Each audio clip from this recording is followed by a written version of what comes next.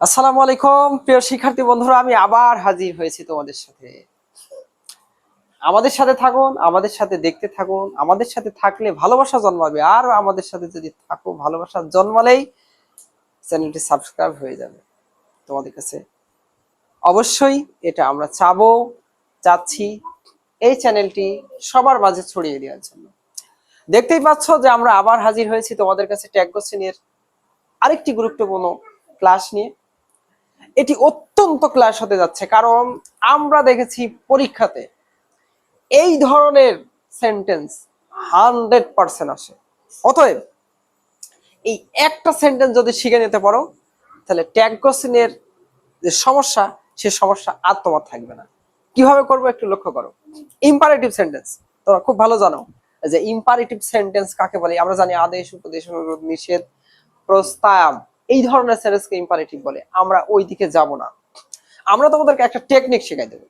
টেকনিকটা কেমন দেখো। যদি কোনো সেন্টেন্স দেখো যে ভার্ব দ্বারা শুরু হচ্ছে, প্রিন্সিপাল ভার্ব, ভার্ব তো চেনো, ভার্ব মানে কি ক্রিয়া, ক্রিয়া মানে কি কাজ। যে যে শব্দের মধ্য দিয়ে দেখবে যে কাজ বোঝাচ্ছে, ওটা হচ্ছে ভার্ব। আর ভার্ব দিয়ে সেন্টেন্স শুরু হলে সেটা ইম্পারেটিভ সেন্টেন্স। অথবা লেট দ্বারা কোনো সেন্টেন্স যদি শুরু হয়, মনে রাখবে এটা ইম্পারেটিভ সেন্টেন্স। তবে দেখো সেন্টেন্স শুরুতে আমরা যেটা নিয়ে আসছি, ওপেন। ওপেন মানে কি? ওপেন মানে হচ্ছে খোলা। তো খোলা শব্দটা একটা কাজ। খোলা এমনি এমনি হয় না, করা লাগে। অতএব এটি একটা কাজ। আর এই কাজ দিয়ে যদি কোনো ভার্ব দিয়ে যদি শুরু হয়, ইম্পারেটিভ।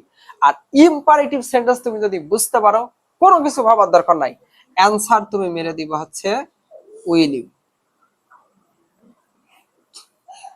Will you.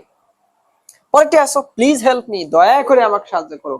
আসলে এই সেন্টেন্স এখন প্রশ্ন হতে পারে, স্যার এখানে তো ভার্ব দিয়ে শুরু হয়নি, কি দিয়ে শুরু হয়েছে? প্লিজ দিয়ে শুরু হয়েছে। আসলে মূলত সেন্টেন্সটা হেল্প দিয়ে শুরু। হেল্প দিয়ে কেমন শুরু? হেল্প মি, সাহায্য করো আমাকে, সাহায্য করো আমাকে। আর প্লিজ দিয়ে বোঝানো হচ্ছে প্লিজ হেল্প মি, দয়া করে সাহায্য করো। বুঝা গেছে? এই জন্য এখানে একটু গুরুত্ব বাড়ানোর জন্য প্লিজ শব্দটি অ্যাড করা হয়েছে। এজন্য এই প্লিজ দিয়ে সেন্টেন্স যদি বোঝায়, এটা অনুরোধ বোঝায়। আর অনুরোধ হলেও আমরা জানি, অতএব আনসারে কি দেবো? উইল। একবারে সহজ। ইম্পারেটিভ সেন্টেন্স হলে চোখ মুখ বুঝে, কোনো কিছু ভাবার দরকার নাই, অ্যান্সার উইল ইউ দিয়ে দেবো আমরা ইনশাল্লাহ।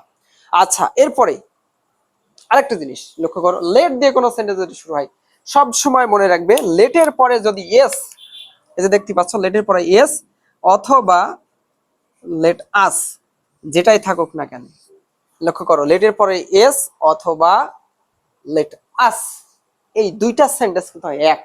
তো যদি দেখো যে এই দুইটা সেন্টেন্সের মধ্যে যে কোনো একটা অ্যান্সার আছে, তুমি অ্যান্সার মানে দিবে শ্যাল উই। কোনো কিছু ভাবার দরকার নেই, লেটের পরে ইয়েস অথবা আস থাকলেই আমি অ্যান্সার দিয়ে দিব শ্যাল। এরপরে লেট দিয়ে যদি সেন্টেন্সে দেখো যে কি এস অথবা আস নাই, অন্য কিছু আছে, মানে লেটের পরে এস অথবা আস না থেকে পৃথিবীর অন্য কিছু থাকুক, যেমন এখানে হিম হতে পারে, এখানে দেম হতে পারে, এরকম হার দিতে পারে যে let him, let them, let her, এরকম অনেক কিছু দিতে পারে। যদি দেয় এক কথায় এস বা আস বাদে অন্য কিছু দেয়, তাহলে আমরা সেই জায়গায় অ্যান্সার দিব উইল। একবারে শোনা। এই ক্লাসটি আমার মনে হয় প্রত্যেকটা স্টুডেন্টের জন্য আর কোনো সমস্যা হবে না, এক ক্লাসই যথেষ্ট ট্যাগ কোশ্চেন শেখার জন্য। ধন্যবাদ শিক্ষার্থী আমাদের সাথে থাকার জন্য। পরবর্তী ভিডিও নিয়ে আমি আবার হাজির হচ্ছি তোমাদের সাথে, সেই অপেক্ষায় তোমাদের সাথে দেখা হবে। আল্লাহ হাফেজ।